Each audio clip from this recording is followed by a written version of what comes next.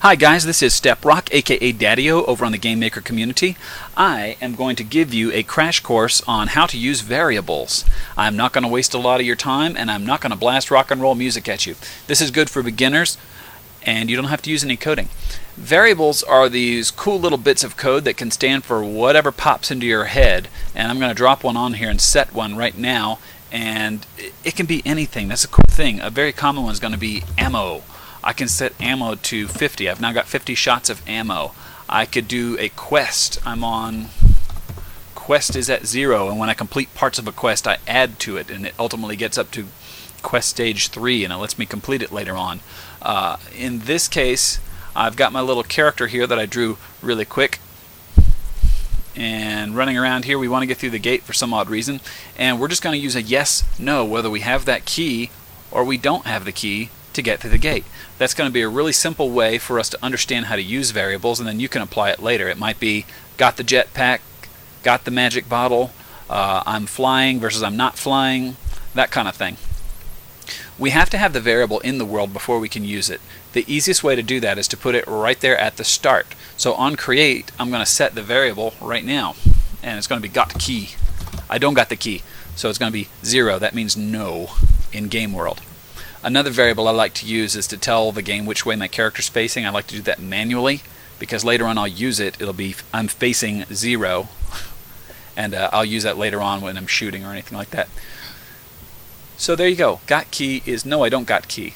So that is now in the world, and other objects or my own player object can refer to it. So let's see what happens. On the key object, we're going to add a collision with the player. And on collision with the player, we're going to set got key to 1. This is important. Not my variable. The key doesn't have the variable. Who's got the variable? That's right, the player does. The player's the one who created it. We have to refer to the player. The variables are not global. They just refer to that individual object. So that's a cool thing, actually, because I use that too with little enemies, and I might at the start say my health for the enemy equals 5, and every time they get shot you take away, it's -1 relative on their health, and when it gets down to 0 they can die. So that's really cool because variables can be set per object. In this case it's going to refer back to the player because we want the player to have the key, and then we're going to destroy the key in the fires of Mount Doom. Alright, over on the gate, when I created it I had it turned into sprite frame 0 because it's just 2 states. There you go, 0 and 1, open and closed for my gate.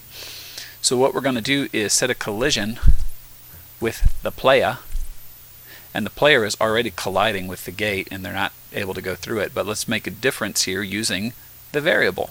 So what we're going to do is if the variable got key is equal to 1, again it's not my variable, it's not the gate's variable, it is whose variable? Thank you, class. The player's variable.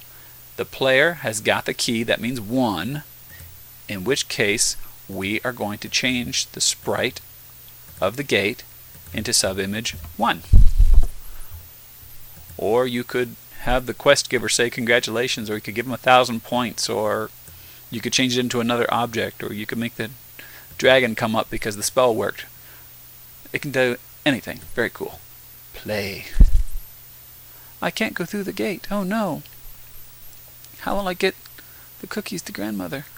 We got the key. It destroyed itself, and now it set got key to 1. I got the key. I'm going to collide with the gate. The gate just checked to see if I had the key. I did, and so it changed to sprite number 1. Yay, I win. That was very exciting, wasn't it? So there you go. There's a quick crash course on variables. You guys get out there and have fun. Make those variables do something else. That was an exciting game. I'm going to play it again. This one took me all of 10 minutes to throw together. So, yay, I win again. This is fun. I think I'll do it again.